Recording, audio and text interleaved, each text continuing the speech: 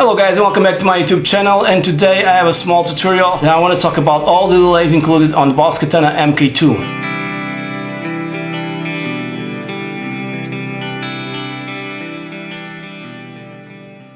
Okay, first and foremost, I'm using Logic. I could be using Pro Tools, I could be using, whatever DAW you want, Reaper.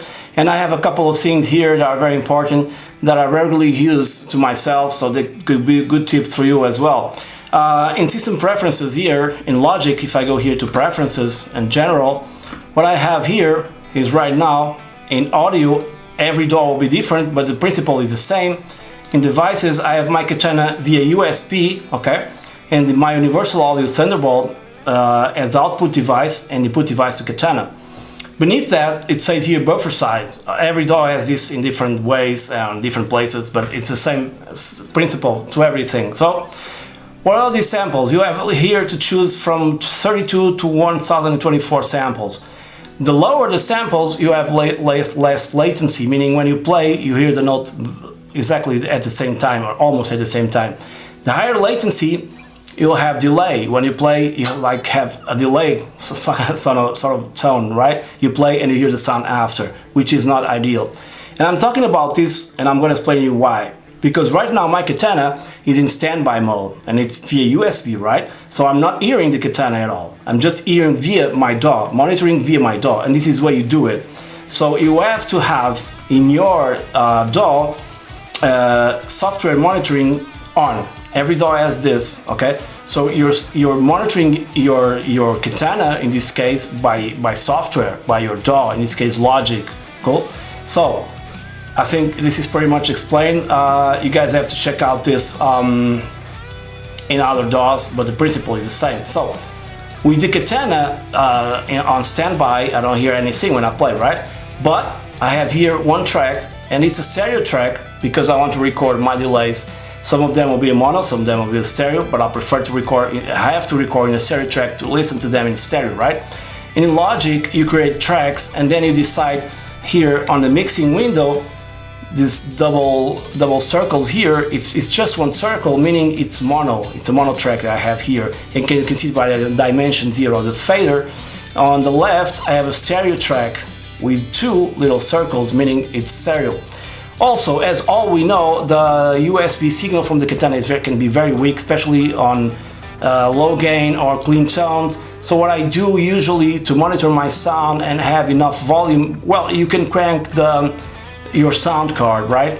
But I don't want to do that because sometimes I'm playing with some other backing tracks and can be a little bit too loud. So I use a simple plugin that every DAW has, okay? This doesn't affect your tone at all. It's in real time, although it doesn't get printed, meaning when you're recording, if you take it, you'll lose the volume. It's just to monitor in real time. So I'm adding 10 decibels to my tone, okay? Because the Katana is also not very loud in volume.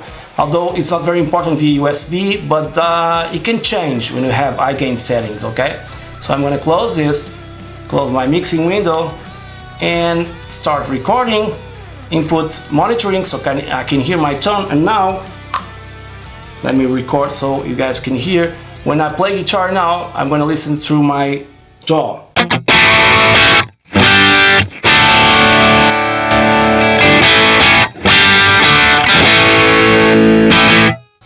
Very simple. Okay, let's go straight into the Boston Studio and start with the first delay that we have here. And the controls are very basic. You have delay time, feedback, high cut, effect level, and direct mix. That's it. Okay. Then you have lots of delays to choose from. Let's start with the digital delay. First one, it's already engaged.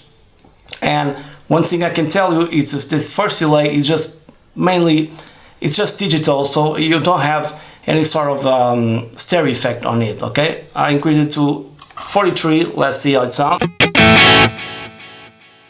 Let's increase the feedback just for the sake of the video and increase the time a little bit more.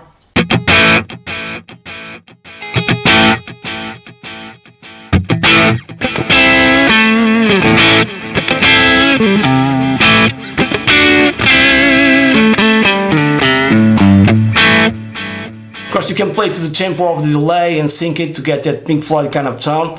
But this is very basic, very transparent, so it just repeats your signal as it is, doesn't make anything to it. Let's go to the next one, the pan. Okay, this is the most used for stereo application, not just this one, but let's start with this one. Decrease the delay time and leave the rest as it is. So I'm gonna play just one note, you guys are gonna check it out. So it's ping pong through the speakers. It's bad that we should have that option. I hope in future revisions of BTS that will happen.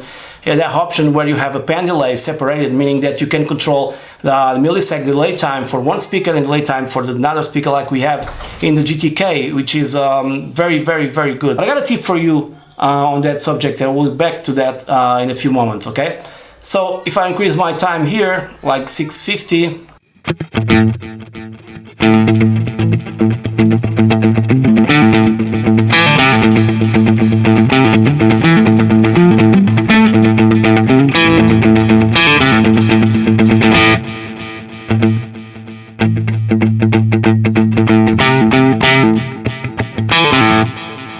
really cool tone. And then we have stereo delay. This was supposed to do the same thing, but not quite, because when you play with stereo delay, this is what happens. Take a look, listen. So in stereo delay, I don't know exactly why, but we have one repeat on the left speaker and the rest of the repeats on the right speaker. I don't know if it's on purpose, although if you play constantly, you'll have sort of a ping pong tone, but not sound, but not the same thing.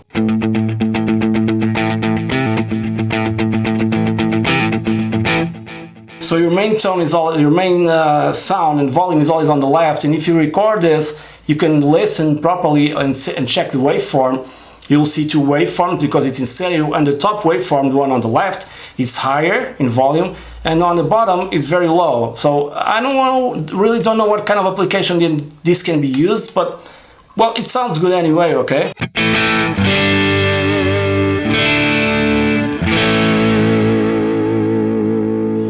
Okay, let's go to the next delay, and we have analog delay. This is one of my favorite ones because it kind of simulates all delays like the tape echo that we have here. And in this case, I really like to mess around with the frequencies, and I pass it a lot, I cut it a lot, so it sounds like this.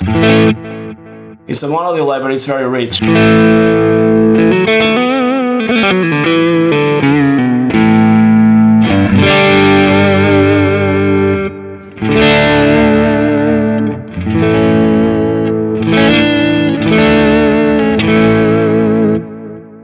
This coupled with the floyd rolls and vibrato bar is very cool. Okay, let's go to the next one, the tape echo delay. As you can see, the layout is exactly the same, there's no change, but the tone is slightly different.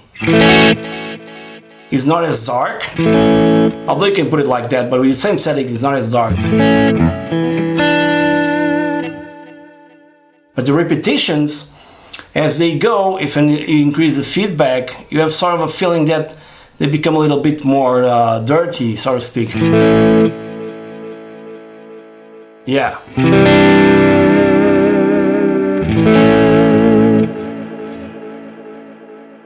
Sounds really cool, and it's kind of emulating old tape echoes, okay?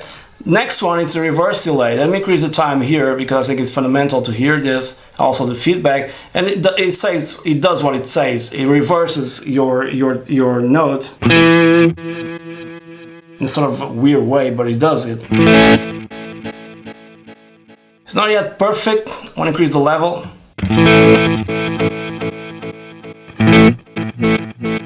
But it's cool for special effects and stuff like that. Let's go to the modulate reverb. These ones are the ones of my favorite ones, and I'll tell you why a little bit with the tip that I have for you at the end of the video, okay? So modulation depth, I cut, let's say like this. That's all feedback and also effect level. But this one is so rich in terms of because of the modulation, you have some sort of chorals in it that it's really...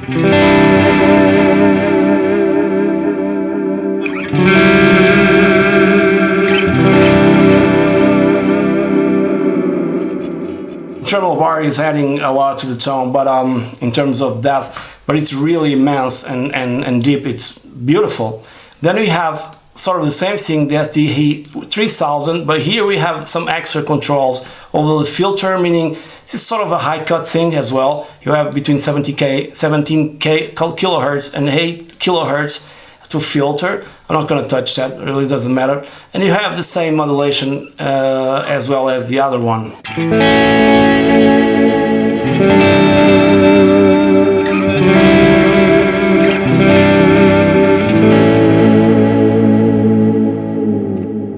Okay, and it sounds really cool. Although this, I think the ST3000 has a little bit, the modulation is a little bit deeper, especially when you play through the amp and not monitoring from Logic. Okay.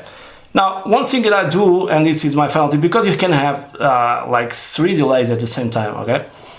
So my main delay for clean tones and solos, usually it's the pan delay. Okay? I'm gonna let it be like this, just decrease effect level. I want to have a lot of feedback, but not exactly too much effect. A little bit more.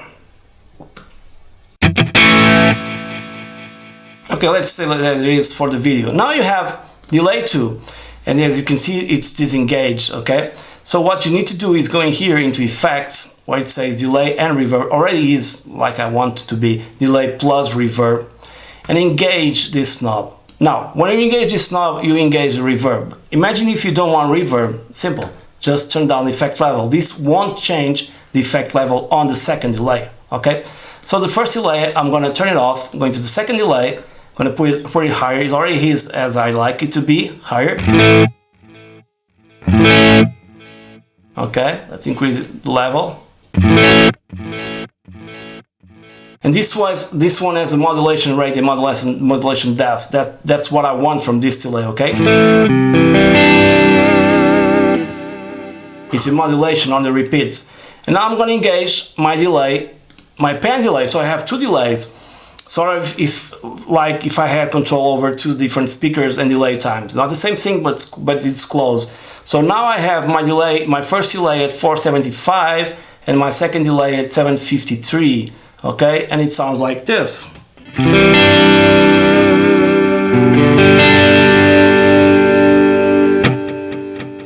Let me just increase the level here as well as a feedback.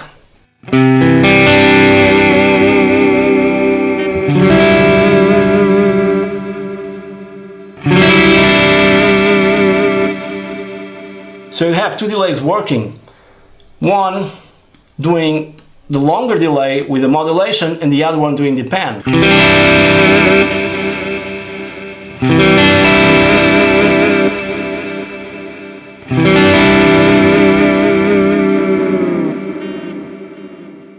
Okay, there's one slower and one like this, you can hear it. The tip is that one, you can have 2 delays at the same time using the delay number 2 engaged via the reverb. Now if you had to signal some reverb, let's just do it for the sake of it. It's going to be even deeper. And now using a plate, I'm going to increase a lot this, like 5 milliseconds, and like this, the EQ here, density, effect level like this, and let's see what this brings.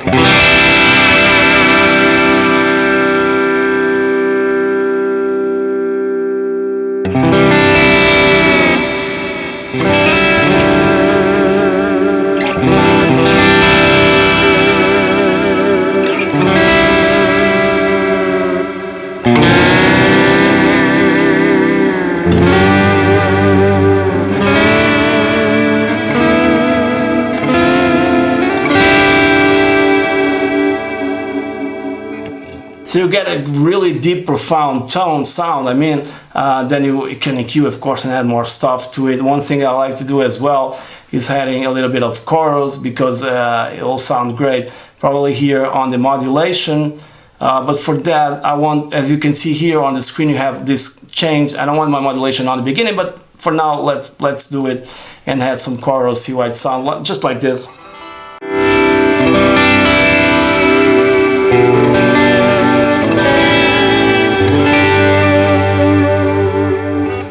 So really fun stuff to experiment. And by the way, I didn't mention at the beginning, I'm using my Harley Benton Pro Fusion 2 guitar.